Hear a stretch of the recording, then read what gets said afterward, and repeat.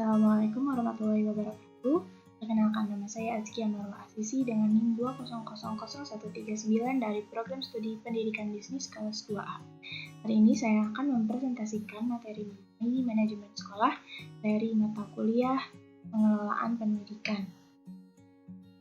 Pembahasan yang akan dibahas pada presentasi ini yang pertama ada pengertian dari manajemen sekolah, yang kedua fungsi dan tujuan manajemen sekolah, yang ketiga prinsip, yang keempat ruang kajian manajemen sekolah, dan yang terakhir karakteristik dan proses dari manajemen sekolah.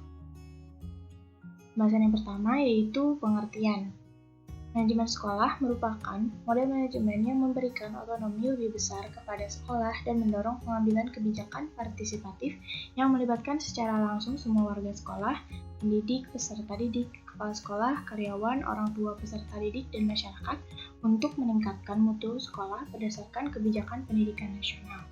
Manajemen berbasis sekolah atau school-based management merupakan semangat otonomi dan desentralisasi dalam penyelenggaraan pendidikan di sekolah, di mana sekolah merupakan tempat yang dirancang khusus untuk memberikan kesempatan pendidikan yang adil dan memadai, serta sesuai dengan karakteristik, potensi, kebutuhan peserta didik untuk tumbuh secara optimal. Yang kedua, ada konsep, fungsi, dan tujuan dari manajemen sekolah. Yang pertama, konsepnya terdapat 3 fokus untuk mengartikan manajemen, yaitu yang pertama, manajemen sebagai suatu kemampuan. Manajemen sebagai suatu ilmu menekankan perhatian pada keterampilan dan kemampuan manajerial yang diklasifikasikan menjadi kemampuan teknikal, manusiawi, dan konseptual. Yang kedua, manajemen sebagai proses, yaitu dengan menentukan langkah yang sistematis dan terpadu sebagai aktivitas manajemen. Menurut George R. Terry 1968, Stoner 1996, dan Millet 1954. Yang ketiga, manajemen sebagai seni, tercermin dari perbedaan gaya atau style seseorang dalam menggunakan atau memberdayakan orang lain untuk mencapai tujuan. Menurut Duff 2003, Blanchard 2001, dan Mary Parker Follett 1940. Kemudian ada fungsi dan tujuan dari manajemen sekolah. Yang pertama, tujuannya. Adapun tujuan manajemen sekolah adalah yang pertama, mutu pendidikan yang berkualitas, yaitu melalui kemandirian sekolah dan inisiatif sekolah dalam mengelola dan memberdayakan sumber daya yang ada. Yang kedua, sinergitas warga sekolah dan masyarakat yang baik dalam penyelenggaraan pendidikan melalui pengambilan kebijakan bersama. Yang ketiga, meningkatkan tanggung jawab sekolah kepada orang tua, masyarakat, dan pemerintah tentang mutu sekolahnya. Yang keempat, kompetisi mutu antar sekolah yang sehat untuk barometer mutu pendidikan yang sesuai dengan perkembangan saat ini.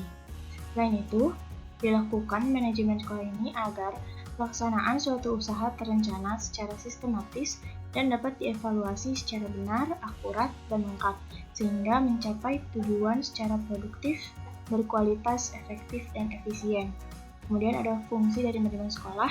Berdasarkan fungsi pokoknya, istilah manajemen dan administrasi mempunyai fungsi yang sama, yaitu merencanakan atau planning, mengorganisasikan atau organizing, mengarahkan atau directing, kemudian mengkoordinasikan atau coordinating, mengawasi, controlling, dan mengevaluasi atau evaluation.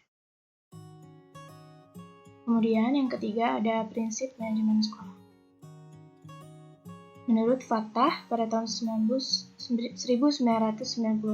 prinsip manajemen diklasifikasikan ke dalam 3 ranah, yaitu yang pertama, manajemen berdasarkan sasaran, bahwa tujuan adalah hal yang sangat esensial bagi organisasi.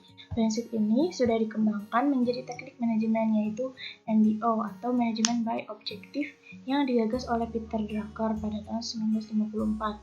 Penerapan pada manajemen pendidikannya yaitu bahwa kepala dinas memimpin tim yang beranggotakan unsur pejabat dan fungsional dinas, dan lebih baik terdapat stakeholder untuk merumuskan visi, misi, dan objektif dinas pendidikan. Kemudian yang kedua, manajemen berdasarkan orang. Keberadaan orang sangat penting dalam organisasi. Orang adalah penggerak organisasi yang perlu diperhatikan secara manusiawi kebutuhannya, tuntutannya, keinginannya, aspirasinya, perkembangannya, dan keluhannya.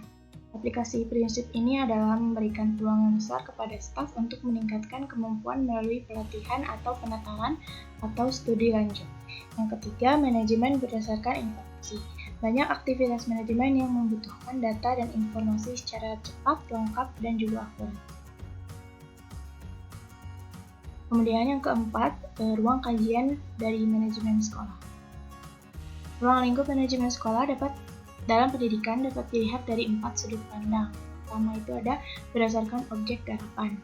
Ruang lingkup ini mencakup aktivitas manajemen sekolah secara langsung maupun tidak langsung terlibat dalam kegiatan mendidik di sekolah, yaitu yang pertama manajemen peserta didik, yang kedua manajemen personel sekolah, yang ketiga manajemen kurikulum, yang keempat manajemen sarana dan prasarana, yang kelima manajemen tata laksana, yang keenam manajemen pembiayaan atau keuangan, yang ketujuh manajemen koordinasi, dan yang kedelapan manajemen humas dan kerjasama. Yang kedua itu berdasarkan fungsi manajemen. Menurut rumusan Suharsini Akinto dan Lia Yuliana pada tahun 2008, ada 6. Yang pertama yaitu perencanaan, pengorganisasian, pengarahan, pengkoordinasian, pengkomunikasian, dan yang terakhir pengawasan.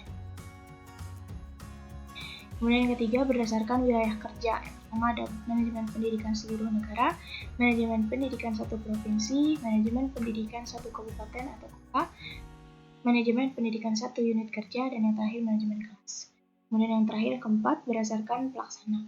Pelaksana manajemen di pusat-pusat latihan mempunyai peranan dan tugas seperti pelaksana di sekolah, seperti kepala sekolah, staf tata usaha, pendidik, dan orang-orang yang bekerja di kantor-kantor pendidikan dan pusat-pusat latihan atau kursus. Kemudian yang kelima, karakteristik dan proses dari manajemen sekolah. Yang pertama karakteristiknya, yang pertama itu memiliki output yaitu prestasi pembelajaran dan manajemen sekolah yang efektif. Kemudian efektivitas proses belajar mengajar yang tinggi. Yang ketiga, peran kepala sekolah yang kuat dalam mengkoordinasikan, menggerakkan, dan menyerasikan semua sumber daya pendidikan yang tersedia. Yang keempat, lingkungan dan iklim belajar yang aman, tertib, dan nyaman sehingga manajemen sekolah lebih efektif.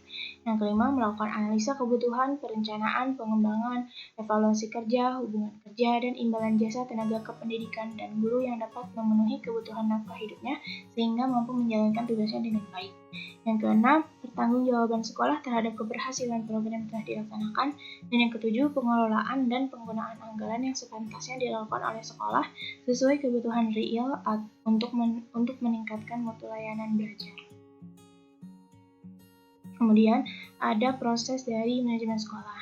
Pertama itu kerjasama dengan unsur pemerintah kabupaten atau kota dengan instansi-instansi terkait seperti Dinas Pendidikan dan Departemen Agama untuk madrasah. Yang kedua, ada pemberdayaan komite sekolah atau majelis madrasah dalam peningkatan mutu pembelajaran di sekolah. Yang ketiga, memberdayakan tenaga kependidikan. Yang keempat, mengadakan pelatihan dan pendampingan sistematis untuk para unsur organisasi sekolah. Kemudian yang kelima, melakukan supervisi dan monitoring yang sistematis dan konsisten terhadap pelaksanaan kegiatan pembelajaran. Dan yang keenam, mengelola kegiatan yang bersifat bantuan langsung bagi setiap sekolah untuk peningkatan mutu pembelajaran. Kesimpulannya yaitu manajemen sekolah merupakan model manajemen yang memberikan otonomi lebih besar kepada sekolah dan mendorong pengambilan keputusan partisipatif yang melibatkan secara langsung semua warga sekolah. Manajemen dilakukan agar pelaksanaan suatu usaha terencana secara sistematis dan dapat dievaluasi secara benar, akurat, dan lengkap, sehingga mencapai tujuan secara produktif, berkualitas, efektif, dan efisien. Terima kasih, sekian presentasi dari saya. Mohon maaf apabila ada kesalahan. Wassalamualaikum warahmatullahi wabarakatuh.